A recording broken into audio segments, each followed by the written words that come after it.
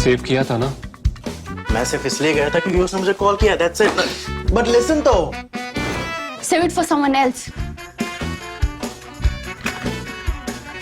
जिंदगी में सेव करना जरूरी है, मगर जब बात पैसों की हो, सिर्फ सेविंग से काम नहीं चलेगा। इक्विटी म्यूचुअल फंड्स में इन्वेस्ट कीजिए और अपने सेविंग्स को आगे बढ़ने का मौका दीजिए। Mutual fund investments are subject to market risks. Read all scheme-related documents carefully.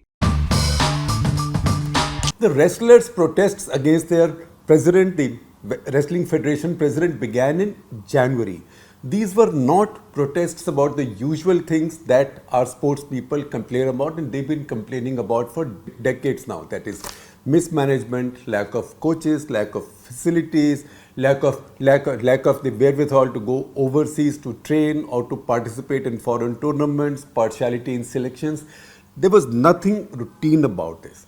This was about sexual harassment. This was precisely and specifically about sexual harassment. That's what made these protests and these complaints by these wrestlers different.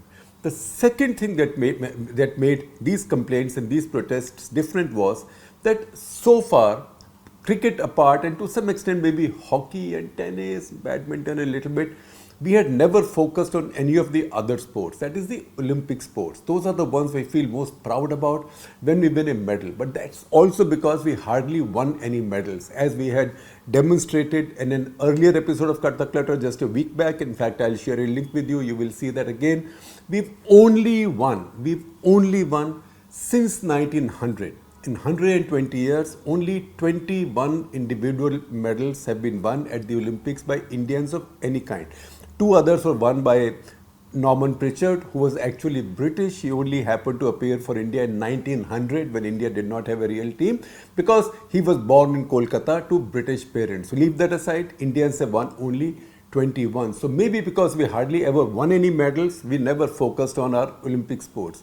But now these protests are being carried out by a group of wonderful sports people who began to win medals at the Olympic level. So wrestling, we have a bunch of Olympic medals. Remember Sushil Kumar, unfortunately he is in jail on a murder charge now. So there is Sushil Kumar, there are many others after that. Importantly, two of the protesters who you've seen at Jantar Mantar are actually Olympic medal winners. That is Sakshi Malik and Bajrang Punia. Now, if I count all the 7 wrestlers who've made these complaints, who've signed these complaints, there are 2 FIRs. One of these filed by a wrestler who used to be a minor when these alleged offences took place. That has the same offences, 354 AD, etc., but read with POCSO, which is Protection of Children from Sexual Offences Act of 2012. It's one of those strengthened laws. So she's filed her complaint in that category. That is one complainant. The other FIR is like a combined FIR that has been signed by 6 other wrestlers. Each one has then given her story, her Ramkatha in that one, which is quite sad, because if you read that, you see these are the people, these 7 people. Now, the correct thing is, and that is the correct position under the law, it's also appropriate morally and professionally, that I cannot give you their names. I cannot give you their names. I cannot even suggest who they are. So I cannot even tell you this happened while somebody was participating in this tournament at such and such place, because then somebody can put 2 and 2 together, take the help of Google and try to figure out who that person was, because a lot of voyeurism goes into all of this. That's why these laws have made it mandatory for you not to disclose either the identity of any of the complainants or even share any facts which might enable somebody to find their identity. That's why I'm not walking on eggshells. That's not a metaphor that applies here. That is when you don't want to take a risk. I am just being proper, appropriate and correct. We must not mention any names or hint at any venues, any tournaments, but I can tell you one thing, that these 7 wonderful wrestlers, these are wonderful, they are world-class wrestlers. Each one of them is a world-class wrestler.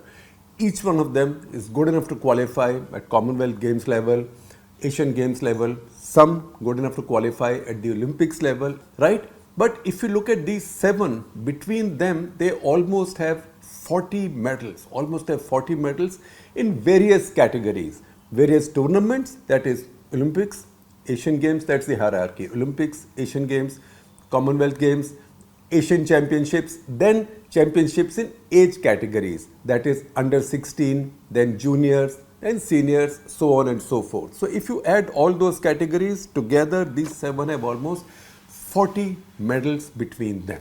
Now we also have a situation in India where we are so short of medals that even junior medals are celebrated by our politicians, by our cabinet ministers. India's junior hockey team, for example, won the Asian Cup, Asian Championship yesterday, and we've seen BJP ministers put out tweets celebrating that. I will share the odd one with you, right? So you even take pride in the achievement of your athletes in junior championship. So then you can't say that, oh, वो तो बच्चा है, बच्चा claim कर रहा है, why bother, so and so did not bring us an Olympic gold. That is not the issue. India is so short of sporting glory that the same politicians who've now been looking the other way or who've been defending from the BJP, who've been defending Brij Bhushan, Sharan Singh, they themselves all go to their rooftops, go to their terraces, jumping with joy when India wins even a junior tournament or an Indian wins a medal even in a junior tournament. That said, what exactly are these people saying? Once again, I have limitations as to what I can tell you. The fact is the minors' complaint. The minors' complaint is the most damning in a way. And in some complaints, there is a pattern. The pattern is a group photo at some event, maybe after a medal. All the wrestlers are together who performed well, and the gentleman allegedly comes and stands somewhere there and puts his arm around somebody. In one case on the shoulder, but then it brushes the breasts in an inappropriate way. These are all from complaints, and these are stories which have been carried by ThePrint, by our reporter Apurva Mandhani, who's seen the FIRs, by the Indian Express, now by NDTV, now many news channels. They are all careful not to betray anybody's identity. That said, so either it's inappropriate touch like that, usually the breasts, the chest, in several cases now, and this is a pattern that I see among the non-minor or the grown-up wrestlers' complaints also. That is, called me to his room, put his hands, lifted my t-shirt, right, touched my breast, slid his hand down, went down to my belly, played with my navel, right, on the pretext of checking my breath, right? And we've seen at least 3 complaints like that, if I remember correctly. It seems to be a pattern. If you see this and if you see all of them talking, then you would say, what is it? It doesn't mean that allegations are made, you lock up the guy in jail and don't give him a fair trial. But at the same time, you leave the guy out to do whatever he's doing. Because why do you put people in jail? First of all, POCSO. POCSO, if you see a story by Apurva Mandhani, of which I'll share a link with you, you will see the front page on your screens.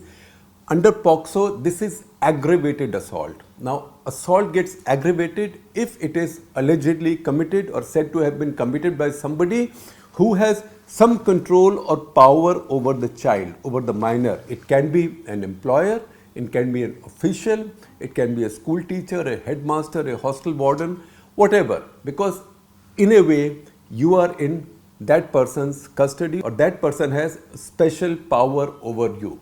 So that is why it's called aggravated assault. So to understand how POCSO works and how aggravated assault is defined, I will quote from the law for you. That it becomes aggravated assault when it is committed by somebody, and quotes begin now from the law, when somebody, quote, in a position of trust or authority of a child in an institution or home of the child and elsewhere. So it can even be a parent, it can even be a guardian, it can even be anybody who has control over the child, because when you are a minor, you are a child. In these cases, it almost never happens that an arrest does not take place. So in Apurva's story, a lawyer has been quoted, a noted lawyer has been quoted, who says that, look, in these cases, an arrest always takes place. Now, if you are saying in these cases also, arrest will only take place after we've done all the inquiries and we are satisfied that something happened, until then the man is out, So the lawyer is telling Apurva that if this is the standard, then everybody will be out. So why is everybody not out? In this case, the punishment can be up to 7 years of jail. Now, there is no such thing as mandatory arrest, but the fact is that in these cases, because these are cognizable and non-bailable, once again, people are saying that, look, committee has been set up, inquiry is going on, FIR has been registered, so what are you complaining about? You should now go home and start practicing, your protest is over. But if it's a POCSO case, it's non-bailable, it's cognizable. In these cases, arrest almost always takes place. In fact, any other non-VIP, any non-VIP in such a case will be arrested forthwith and questions will be asked later.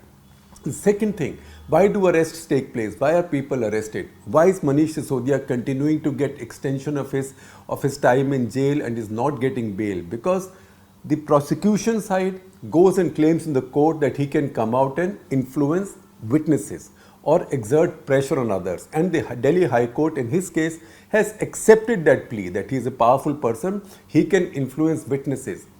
That he's being denied bail after so many days, months now, on the plea by prosecution that he can go out and influence or pressure witnesses. In this case, Brij Bhushan Sharan Singh, who's a powerful man, very powerful man, probably more powerful than Manish Sisodia, is a 6-term MP. And he's so powerful that in 1993, that is something I had mentioned in my previous Cut The Clutter on this, and on which today we published an article as well on his life and power. Please see that article. I'm sharing a link with you. You will see the front page on your screens. In 1993, he was caught under TADA, that is Terrorism and Disruptive Activities Act. Under that, for harboring shooters or gang members of Dawood Ibrahim. 1993 was the year in which the Bombay blasts took place, for which Dawood Ibrahim was seen as a mastermind and he had fled to Pakistan. He was arrested for that, and even then the BJP could not expel him. 30 years ago, not only did they not expel him, but because he was in jail, they fielded his wife, Ketki Devi Singh, in the election from his constituency and she won. So he was so powerful 30 years back. 2008, once again he had an attempt to murder charge against him, and this was an attempt to murder a Samajwadi Party person. Obviously, at that point, he went to Mulayam Singh Yadav for his help. Mulayam Singh Yadav interceded, got the Samajwadi Party victim who nearly died. In fact, he only survived because Mulayam Singh Yadav was able to send a helicopter, have him airlifted to a hospital in Lucknow, spent a lot of time in Lucknow. But that victim of Brij Bhushan Sharan Singh did not even go to court himself to give his own evidence of a murderous attack on himself, because there was political intervention, and in return for which Brij Bhushan Sharan Singh defected to Samajwadi Party. He defected to Samajwadi Party, he defied his own party's whip, BJP's whip in parliament, to vote in favor of UPA on the nuclear deal. Only then did the BJP expel him. So I am repeating this, but I am repeating this also to tell you what a powerful man he is. After that, in the BJP, he came back to the BJP and he's won again from 2014, 2019 for the Modi Shah BJP. He's that powerful. He's been freely accusing these wrestlers of telling lies. They are saying they are liars, they are cheats. He's also been saying they should return medals. When they said they'll throw their medals in the Ganga, he said, how dare they return their medals in the Ganga? Those medals belong to the country, they should return those medals. He's been holding rallies. All of this amounts to intimidation. In fact, he had also planned his big intimidatory show at Ayodhya, where he was going to collect tens of thousands of sadhus in solidarity with him. And in fact, we had a story done. My colleague Krishan Murari did a story on this. Again, you will see the front page on your screens. He did a story where he talked to the sadhus, and one of the things they wanted done, the thing on the top of their minds, was that POCSO should be amended. Now, why should the sadhus, if they pass any definition of being sadhus, why should they be concerned about POCSO being too tough? Why should they want POCSO to be loosened up? It's a good thing now, and it's a welcome thing, and it's a chance that the government and the BJP are rethinking their position. It's a good thing that he's been persuaded now not to hold that rally. So that rally has been put off. Now what I'm not doing is I'm not reading you any parts of the FIRs. Although you've seen some of those in some newspapers, many TV channels, I will not read those because these tend to be voyeuristic, right? And it's not fair. These are young people. It takes a lot of courage for young women to come out and make these allegations in writing against a very powerful person, somebody enormously more powerful than them. But most of these are about the same pattern, about lifting of a t-shirt, messing up with breasts, going down on the belly, and they're saying, I'm testing your breath. Somebody's been promised supplements. These are obviously bulking supplements that wrestlers use, because many of the wrestlers also come from vegetarian communities. So they need proteins and other stuff. Supplements also have to be very good and pass all the tests, so these wrestlers don't get caught for consuming banned substances. Because at this level, at the Olympic level, at the World Championship level, the testing of athletes is very, very, very severe. So many of these supplements tend to be very expensive. And wrestlers, unlike say cricketers or tennis stars, wrestlers make almost no money. They make very little money and they are at the mercy of the federation. So in one case, and that's really heartbreaking, in one case a wrestler says that in return for sexual favors, I was promised supplements. So, I've heard of all kinds of things. I've been around as a journalist for a very long time, but this is the first time I'm hearing sex for supplements or supplements for sex. So this is that kind of depravity that these FIRs are talking about.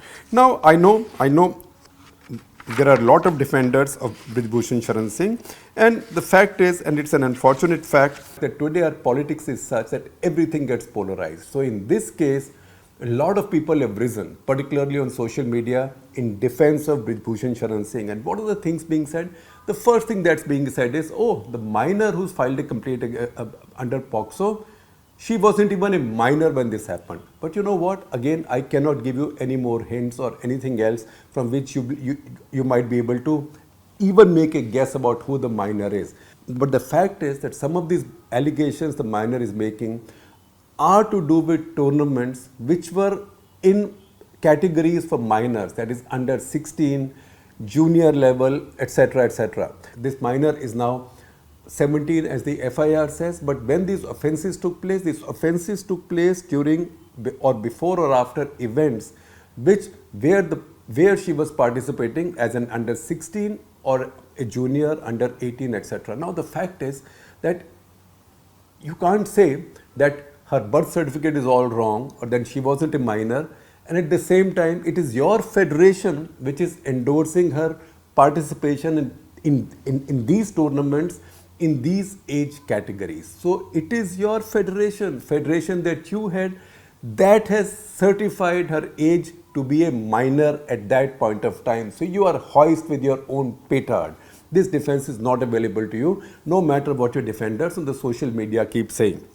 Number two, I also saw something that, it was said that this offense took place in Turkey, whereas Mr. Brij Bhushan Sharan Singh has never been to Turkey. First of all, in these FIRs, as I am given to understand, no offense that allegedly took place in Turkey has been mentioned. I don't know whether he's been to Turkey or not, but this Turkey on social media is just a figment of somebody's imagination and part of a large campaign to discredit, malign and demean these champions, people who amongst themselves, between themselves, have brought almost 40 medals for India. And each one of these 40 medals, many cabinet members in this government would have written out breathless tweets hailing India's glory. Turkey as a venue of an offence is not mentioned. Now number three, it is also said that, they've talked about offences in many countries which Brij Bhushan Sharan has not visited. Look at his passport. Now that is something for him to explain to the police and the courts, because many of the offences, I am told, have allegedly taken place, or those are the allegations, in other countries where big tournaments were taking place. So Bulgaria, Japan, Kyrgyzstan, that's Bishkek, Kazakhstan, Mongolia, Indonesia. Now the other thing that we must understand, that when Indian wrestlers get you medals at Asian level, that's not that far below the Olympic level, because in wrestling, Asia is the king. Asia rules the world. So big wrestling powers in the world are Iran, Kazakhstan, Uzbekistan, Mongolia, Indonesia, India, Japan. Asia is the champion, just as some African nations rule the long races, that is marathons, 10,000 meters, etc. Similarly, Asia rules wrestling, particularly in the lighter weights where Indians do very well or where Indians get the medals. So these wrestlers are of world levels. Now, finally, before I let you go, what is it that makes athletes in Olympic sports, particularly sports that don't produce their own money, where athletes don't make their own money, what makes them particularly vulnerable to officials, where they could be exploited by officials whose intentions are wrong? So first of all, there is vulnerability about qualification for a big tournament and selection. Because this is not as if Ranji Trophy is taking place or IPL is taking place or National Hockey League is taking place. So you can see everybody's performance, right? These are trials that are held. Now in the trials, one of the complainants has said that because I refused the sexual favors that were allegedly demanded, although I was a gold medalist in the previous championship in that category, I was at the trials put in the toughest category. Now, you know, if you follow any sport, if you follow the Wimbledon, there is a seeding system. So with each seed, there are 16 seeds. There is a section of 8. So the remaining 7 players are unseeded. Then you have to see if somebody can beat a seeded player, then they go ahead, right? That's how every tournament is done. If you want to really fix somebody, suppose the guy running the Wimbledon had all the power, as say the head of an Olympic sport federation in India usually does, and that says, all right, I don't like you. You didn't listen to me the other day. I told you to sing this song. I told you to sing Kishore Kumar. You sang Mukesh. I don't like you. So I will put you in a group where already Roger Federer is playing. So you will then be beaten at the group stage itself. So one wrestler is saying that because I refused to give these sexual favors, I was put in a group like that. And again in that trial bout, the rule is that in a trial bout, if there are 2 wrestlers from 2 states, neither the referee nor the mat chairman, mat akhada, neither the referee nor the mat chairman. Mat chairman is like the head of the bout, the presiding officer of the bout. Neither the referee nor the mat chairman should be from either of the states from which these 2 wrestlers have come. But in her case, the mat chairman and the referee, she writes in the FIR, were both from the state from where her rival in that bout came. So there is a lot of power that officials have in these sports. Next is supplements. Now athletes need supplements because they have to compete at the topmost level. And as I had explained to you earlier, these supplements are very expensive because if you buy something cheap on the market, you always run the risk that it will have something which is banned, and these days the modern testing will catch anything, even if you had a cough syrup which had ephedrine or something which you were not supposed to have, or pseudoephedrine or something which you were not supposed to have 6 months back, some test will catch it and you have to make disclosures. It's very complicated. So you rely on people, officials, others, sponsors to get you these supplements. That's why in one case you have that supplement for sex business, because that becomes leverage also. And number 3 finally is just the basic question of finding the resources for you to travel, negotiating with the government, getting the best coaches for you. Foreign coaches work best at the Olympic level. All of that is controlled by the federation, by the respective federation and the chief. And that's what makes athletes in the non-cricket, non-hockey and maybe non-tennis, other federations, other games, it makes athletes very vulnerable to top officials. And if they are minor, as one of the complainants in this case was, and if they come from a rural, not wealthy background, as is the case with all 7 complainants, that makes it that much tougher for them to deal with a difficult official, should the official choose to become difficult. And finally, looks like the tide on this might be turning. So worm of Indian political class is turning, and hopefully some of the sports people are also waking up. Now the fact is that non-cricket sportsmen and sportswomen had already begun to speak up, but now cricketers also, Kapil Dev started it, then came marvelous Anil Kumble. So thank you Kapil, thank you Anil Kumble. Now a statement has been issued on behalf of the entire 1983 World Cup winning team. I do hope, and this is my plea, this is not usually done on Cut The Clutter, but I'm doing it, I'm breaking the rule. My plea to Mahendra Singh Dhoni is that you are a great leader. You were the captain of the Indian team that won the World Cup in 2011. If you people speak out, if the 2011 team also speaks out, that will make a very big change. And you know, it might be better. I know that individually people are afraid of speaking out, but there is safety in numbers. There is collective safety. So if the team issued a statement together, that will help another sport which brings India great glory. At the same time, it's good to see some BJP leaders also, Brijinder Singh, the MP from Hisar in Haryana, BJP MP, and now Pritam Munde from Maharashtra as well. So hopefully their ranks will grow.